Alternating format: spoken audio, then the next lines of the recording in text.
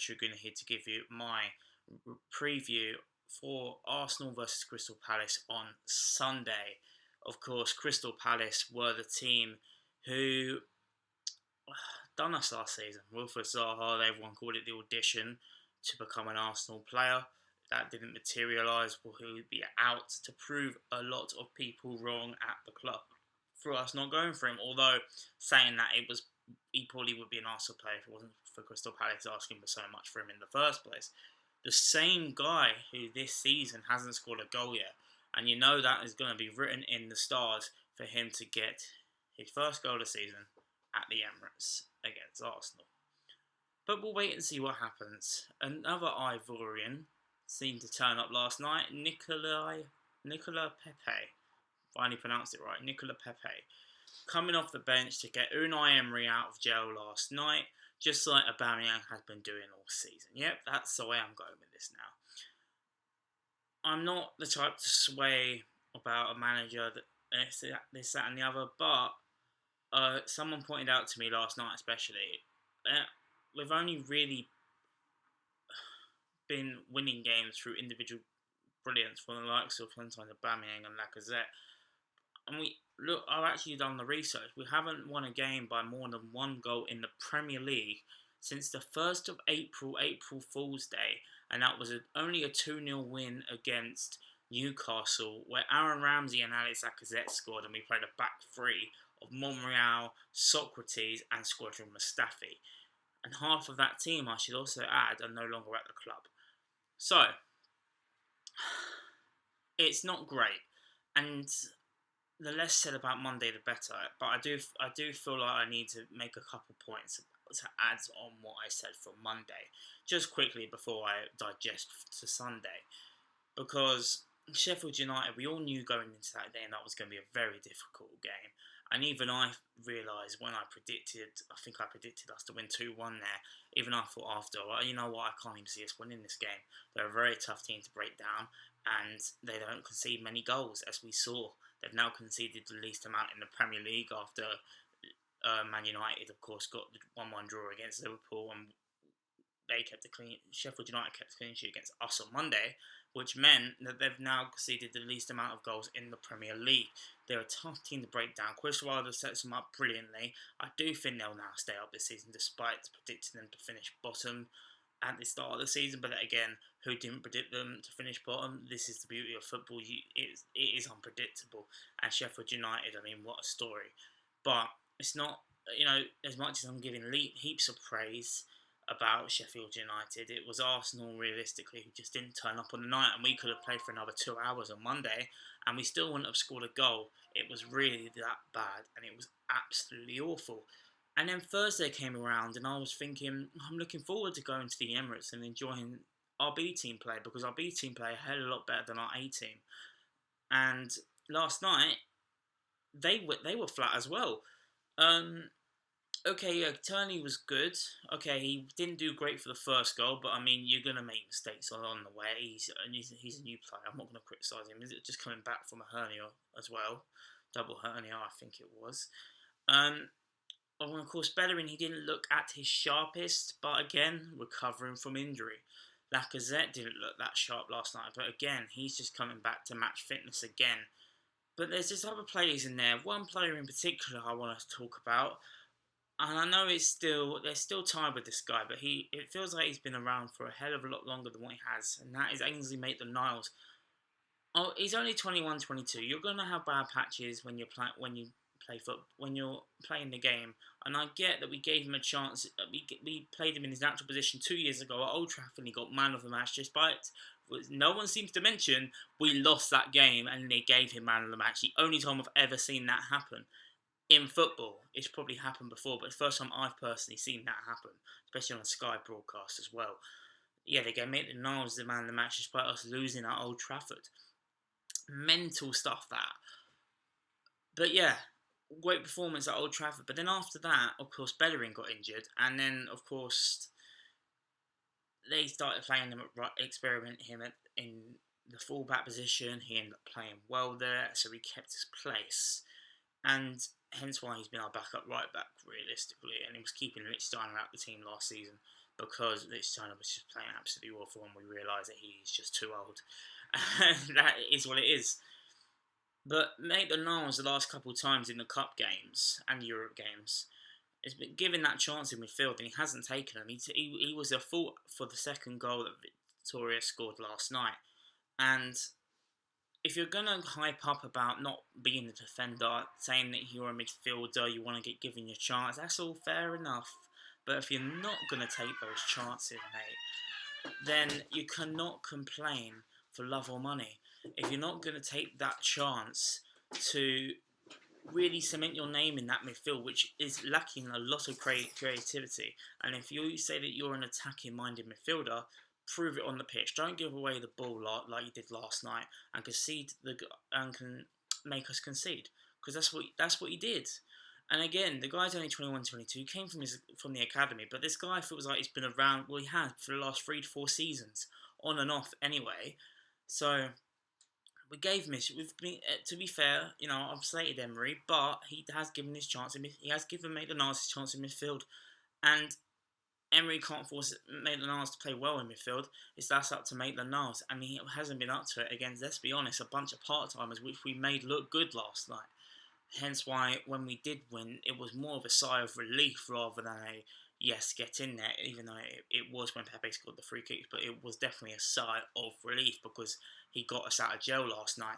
And it's just great to see that hopefully that will do his confidence a world of good going into this game against Crystal Palace. Like I've said, against his international teammate, the guy who could have been an Arsenal player instead of Pepe in the summer, and that's Wilfried Zaha. So it'll be interesting to see how that plays out on Sunday.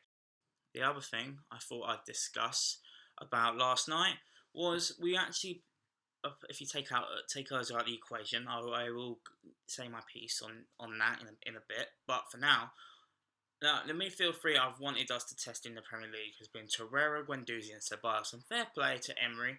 He made 2 substitutions. Willock didn't have a great game. He was probably due a bad game, to be honest with you. And Maitland-Niles, of course, was poor in the first half. So he pulled both of them out of the team at half-time and brought on Guendouzi and Ceballos. That's great. That's absolutely great. The issue I have, which will be shown on the screen now because I even took a picture of it when I kept seeing it, because it wasn't even another occasion off the ball. This was the way they were set up. As you can see here, Guendouzi and Ceballos are the defending midfielders, and Torreira is the one going forward. So he's the most offensive midfielder out of the 3, which is just stupid. And the fact that he said that stuff in his press conference about us wanting to sign Fabinho instead of no, he didn't say instead of Torreira, but it was an example about Pepe before the game on Thursday, saying how it took Fabinho 6 months to adjust to playing for Liverpool. Now look at him. And then he also mentioned, which he didn't need to mention, was that he did want to sign him. The very same summer that we signed Lucas Torreira, a defensive midfielder. So you're basically then telling Lucas Torreira that he was second choice. Now that isn't going to do the boy a hell any confidence at all now, is it? So that's just stupid in my opinion to do that. Now before again I actually go in depth with this Palace game, another thing I want to talk about is Mesut Özil. Now, you have mind games. At the end of the day, like I said, I'm not Team Özil, I'm not Team Emery. I'm definitely not Team Emery at this point. I'm starting to really lose my patience with the guy. With the Özil thing, 100% I can't, it's definitely not just, I mean it could be, but I don't think it is. This isn't just Emery pulling him out and trying to freeze him out of the squad. I think it's the higher-ups trying to get him off the wage bill. Because if you remember rightly, we could have sold Sanchez and Özil and let them go for a free that summer. And after Alexis left the way he did, they knew they had to commit Özil. They committed Özil to 350 bags a week. And now they're paying the price and now they're regretting it. But this might sound a bit controversial, but if anyone or in your establishment gave you a massive pay rise like Arsenal did with Mesut Özil, would you turn it down? No. The fact he's on 350 grand a week isn't his fault. It's the club's fault for giving him that much in the first place. And now he's paying the price for it, despite the fact the contract was offered to him So he signed it, committed to 2021, when he at least expected to be playing matches. And if you want to take the guy out in January and sell him, or try to sell him, or put him out on loan, that's fine. But whilst he's here, and if we were playing games and we were playing really well, and we were had creativity all over the park without Mesut Özil, and we were winning games. I couldn't care less about the situation. But when we're not playing well, and he's there, utilise what you've got, and give him a chance. I'm not Özil's biggest fan, as a lot of people know, based on my Shelny video in August, when I said about the pinky and not having as much leadership in my middle. I've got as much leadership in my little finger than Özil has his entire body. That's probably still true, but the guy's only played twice this season. We've played about 14 games, maybe 15 in all competitions, right? That is as well. Hasn't started in the Premier League, right? Yes, I know that whole burglary thing happened, but Kolasinac has played week in, week out since. It's got nothing to do with that. It's clear as day that this is the club trying to freeze out Özil, which they can do if we're winning games. When we're not winning games, you bring him back in and see what we could do. Hell, like I mentioned last night to a few people, it's a win-win situation for Unai Emery, in my opinion, because with the Özil situation, because if he doesn't perform, Emery's been proven right. Yeah, this isn't a win-win for Arsenal, by the way. It's a win-win for the manager, not Arsenal. I want to clear that up. If he brings back Özil and he plays absolutely awful like he has been in the past, Emery's been proven right. So that means everyone will say justifiably, this is why we haven't seen Özil, because this is what he's bringing to the table still. But if he brings him back and we start winning games and playing better football, then it will get better results, meaning Emery's job will be in less of a risk. So what has he got to lose at this point? Bring him back and see what he can do. The fact he still isn't getting in the 18-man squads, I'm not saying for Özil to start. Put him in the squad. That's all I'm going to say. The guy's on 350 grand a week and he streams Fortnite every week. You're paying the guy to play Fortnite on Twitch every week. You're paying him 350 grand a week to do that because you're not even playing him. You're not even putting him in the reserves. You're not doing nothing. And this guy clearly. And if I was in Özil's situation, I'd sit back and relax and wait for my contract to run out in 2021. I'm not going anywhere. This is the biggest joyride ever. But I think the guy does deep down still want to play football. He's a human at the end of the day, and he's a footballer. He wants to go out there and play football. So give him his chance whilst others aren't taking it. That's all I'm going to say on Mesut Özil. Now on to Crystal Palace. Now of course, they beat Manchester United at Old Trafford, something we should have done, something they did do. They've played well this season despite the fact that Wilfried Zaha has not scored a single goal for them yet this season. And like I've mentioned a few minutes ago, Wilfried Zaha could be out for a bit of vengeance because obviously he really wanted that Arsenal move in the summer. He didn't get it. We end up signing Pepe, who scores 2 free kicks last night. That's probably boosted his confidence and will hopefully continue that confidence on Sunday. We'll wait and see. But they are a dangerous team. Their top goal scorer, Jordan Ayew, a bit of an unsung hero, realistically. A lot of people wrote this guy off, but he's scoring goals for Palace. I think other players have got 2 goals. But their top scorer has only got 3 goals, and they're 1 point behind us, so they're clearly sharing the goals around. So, we've got to watch out for everyone. Benteke, despite the fact he's absolutely shocking, always seems to score against us, so I expect that to happen as well. But yeah, Aubameyang will probably get Emery out of jail again, and then we'll all be happy despite the fact it's a lacklustre 1-0 or 2-1 or 3-2 win to Arsenal. It won't be 3-1, it won't be 3-0, it won't be 4-0, it will be 2-1 or 1-0, or dare I say, we might not even win this game. But that's how unconfident I am about Arsenal at the minute.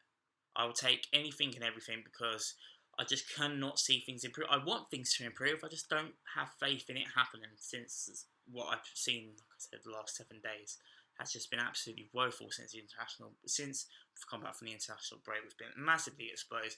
We keep playing out from the full backs, which is great when we've got Tony whipping it in for Martinelli like we did last night.